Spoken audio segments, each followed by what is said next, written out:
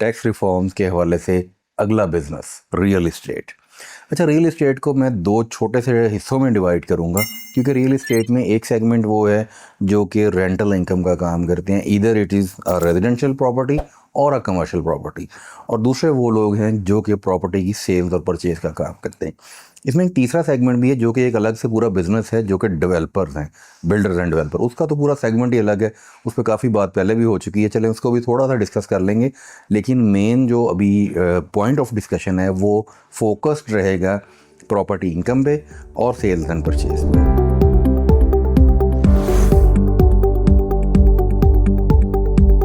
ये दो सेगमेंट ऐसे हैं जिसमें सबसे ज़्यादा विद होल्डिंग का शोर शराबा होता है, मिसगाइडेड है, मिस इन्फॉर्मेशन है लोगों के पास बहुत ज़्यादा। अभी भी इसमें मिस रिपोर्टिंग हो रही है, गलत तरीके से कैलकुलेशंस की जा रही हैं, फॉल्स फेक डॉक्यूमेंट्स प्रेजेंट किए जा रहे हैं, बनाए जा रहे हैं। ये जब पकड़े जाएंगे, जब इनको नोटिस आएंगे, तो ये किस तरह से उसको कवर अप करेंगे, ये बहुत बड़ा क्वेश्चन है, और ये हो रहा है, कंटिन्यूसली हो रहा है। सबसे पहले समझने की चीज़ है रेंटल्स पे क्या हो रहा है। देखिए 2023 के बाद से रेंटल जो है ये आपकी अदर बिजनेस में क्लब होगा और फिर उस टोटल इनकम पे आप टैक्स देंगे। रेंट यानी प्रॉपर्टी इनकम एक सेपरेट ब्लॉक ऑफ इनकम हुआ करता था, इस पर हम पहले भी बात कर चुके हैं।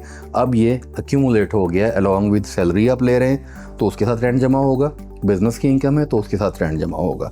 कैपिटल गेन अलग चीज़ है, वो इसके अंदर नहीं आएगा। एग्रीकल्चर वैसे ही FBR से एग्जाम्प्ट है, प्रोविंशियल सब्जेक्ट है, वो इसमें नहीं आएगी। फॉरेन इनकम एक अलग सब्जेक्ट है, वो इसमें नहीं आएगा।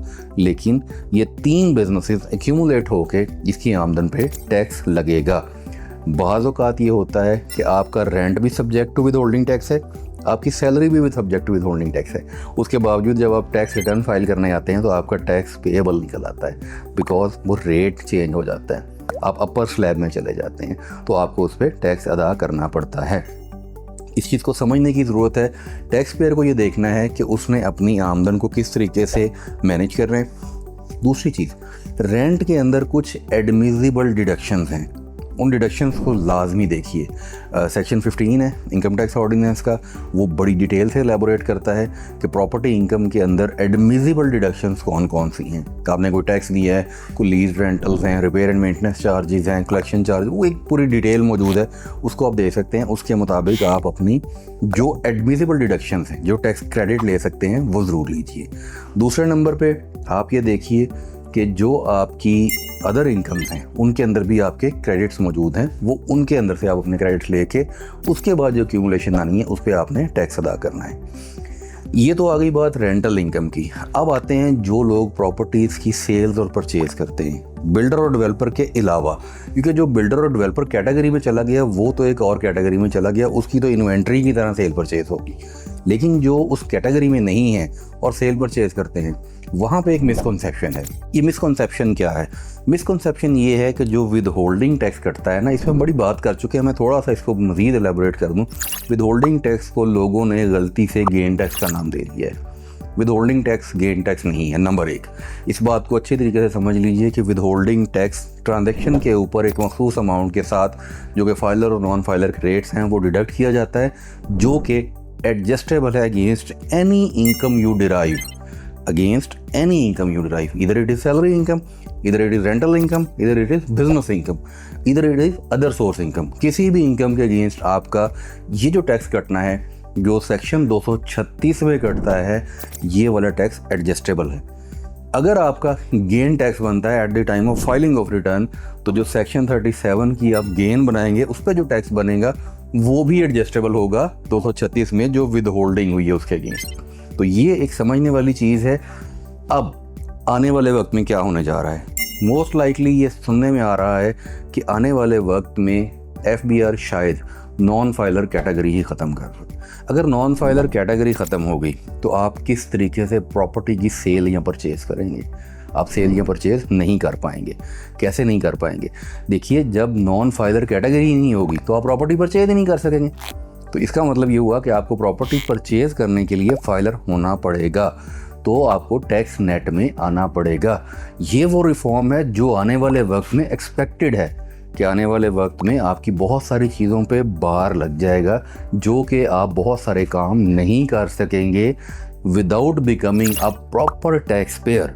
फाइलर नॉन फाइलर की कहानी में हम पहले भी बात कर चुके हैं कि शायद ये नॉन फाइलर ख़त्म हो जाए, ये बाज़ सुनने में आ रही है और लाइकली चांस है कि आने वाले कुछ वक्त में शायद ये इम्प्लीमेंट भी हो जाए।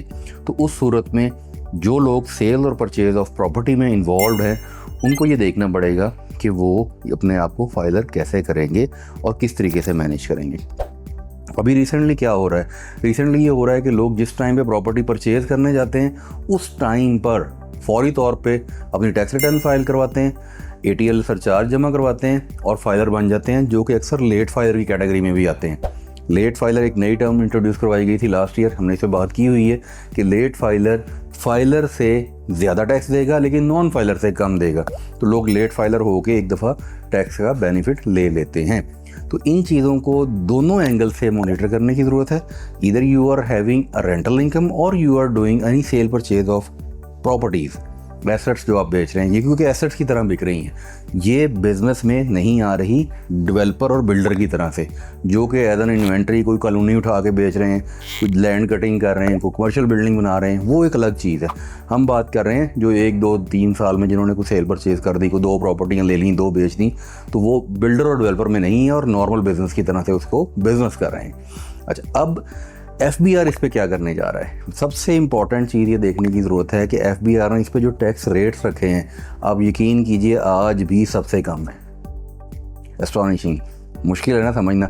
FBR के प्रॉपर्टीज़ की सेल परचेज पे जो टैक्स रेट हैं वो बहुत कम है और उसके अगेंस्ट जो आप गेन अर्न करते हैं, देखिए 2024 में एक अमेंडमेंट आई कि कोई भी प्रॉपर्टी आप जब परचेज़ करेंगे और जब भी बेचेंगे आपने उसके डिफरेंस के ऊपर 15% टैक्स देना है। इससे पहले ये होता था, साल हुआ करते थे, होल्डिंग पीरियड के साथ टैक्स लगता था, 6 साल के बाद टैक्स नहीं लगता था। अब 2024 से ऑनवर्ड फ्लैट कर दिया उन्होंने, जब भी बेचेंगे जब भी खरीदेंगे डिफरेंस के ऊपर 15% टैक्स देना है। अब उस 15% टैक्स के अगेंस्ट आप ये देखिए कि आप गेन कितनी जनरेट करते हैं, क्योंकि जो 236 का टैक्स आपने दिया हुआ है वो अमाउंट कितनी ज़्यादा है। FBR के रेट्स, DC रेट्स बहुत ज़्यादा बढ़ गए हैं, ट्रांसफ़र करवाते वक्त अच्छी खासी अमाउंट टैक्स की शक्ल में जाती है। वो जो अमाउंट टैक्स की शक्ल में जाती है वो आपने एडजस्ट करनी है और उसके अगेंस्ट अपनी इनकम जनरेट करनी है। बार बार ये क्वेश्चन आता है वाइट सोर्स, वाइट मनी, कम हो गए पैसे। देखिए इसमें अगेन रिपीट कर रहा हूँ, ये बात बहुत दफ़ा पहले कह चुके हैं कि प्रॉपर्टीज़ की सेल परचेज 5 मिलियन की लिमिट से ऊपर हरगिज़ कैश में मत कीजिए। 5 मिलियन से ऊपर कुछ भी लेन देन करना है थ्रू बैंकिंग चैनल कीजिए और उसका प्रॉपर रिकॉर्ड रखिए।